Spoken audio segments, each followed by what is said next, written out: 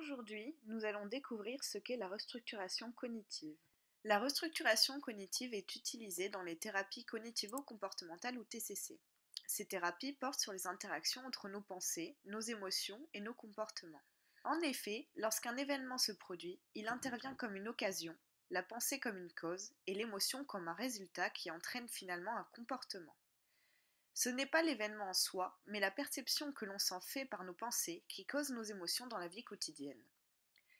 Justement, ces émotions générées peuvent être négatives et se traduire par de l'anxiété, de la peur ou encore de la colère. Finalement, elles peuvent avoir de lourdes répercussions sur notre bien-être quotidien, mais elles peuvent aussi nous pousser à adopter des comportements problématiques. Tout ceci à cause de nos pensées. Ces pensées peuvent être justement inadaptées et nous faire du tort. On les appelle les distorsions cognitives ou les croyances dysfonctionnelles.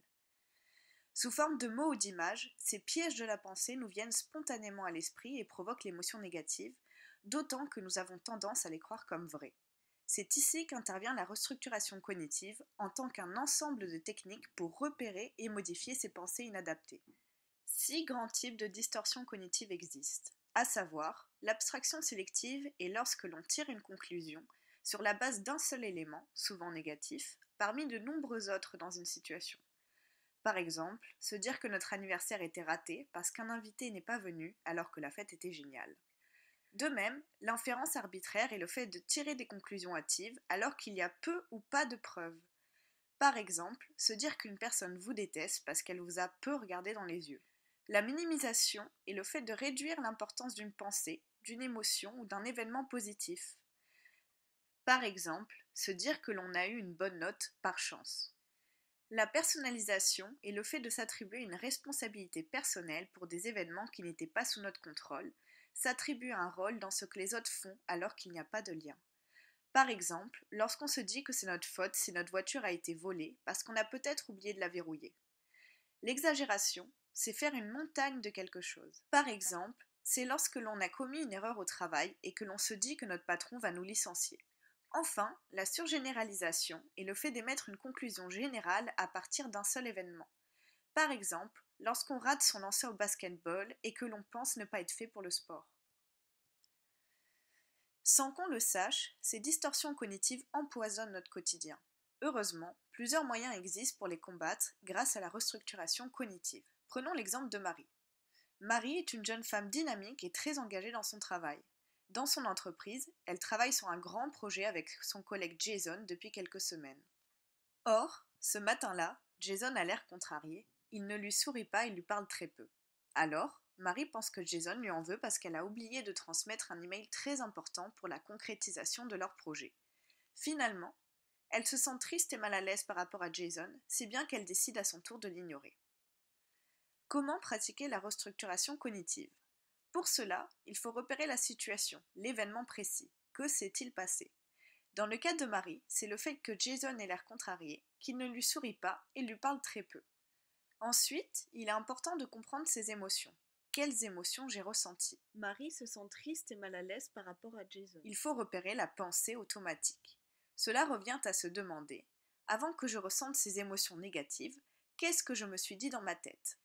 Marie a pensé que Jason lui en voulait parce qu'elle a oublié de transmettre l'email.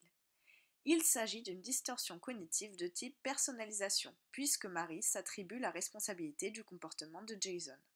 Finalement, cela a généré des émotions négatives chez Marie et une action comportementale peu constructive. Elle a décidé d'ignorer Jason. Comment éviter cela? Pour agir sur la distorsion cognitive, il faut la critiquer. Par exemple, s'interroger sur les pour et les contre de cette pensée, les preuves qui la valident et la contredisent. Dans le cas de Marie, elle n'a pas de preuve que Jason soit en colère contre elle personnellement, puisqu'il ne lui a rien dit. C'est ce qu'elle interprète de son comportement. On peut ensuite se demander quelle pensée plus réaliste, objective et constructive je pourrais avoir dans cette situation. De façon plus objective, Marie pourrait se dire « Jason a l'air en colère ». Il est important de noter le résultat que cette nouvelle pensée provoque au niveau émotionnel et comportemental. La tristesse et le malaise de Marie s'atténuent, elle ressent davantage d'empathie pour Jason et peut alors lui demander ce qu'il se passe pour lui. Ainsi, pratiquer la restructuration cognitive revient à se demander quelle était la situation ou l'événement précis, quelles émotions j'ai ressenties, Quelle a été ma pensée automatique, là où les pensées qui me sont venues spontanément avec mes émotions? Ou, avant que je ressente ces émotions négatives, qu'est-ce que je me suis dit dans ma tête? De quelle distorsion cognitive s'agit-il? Quels sont les pour et les contre, les preuves qui la valident ou la contredisent? Quelle pensée plus objective, réaliste et constructive je pourrais avoir dans cette situation? Quel résultat cela a sur mes émotions et mon comportement? Mes émotions ont-elles changé? Quelle est leur intensité? Finalement, nous avons un pouvoir sur la manière dont on voit les choses. En observant nos pensées, en les identifiant et en prenant conscience de notre discours intérieur, nous pouvons agir sur celles qui provoquent des émotions négatives.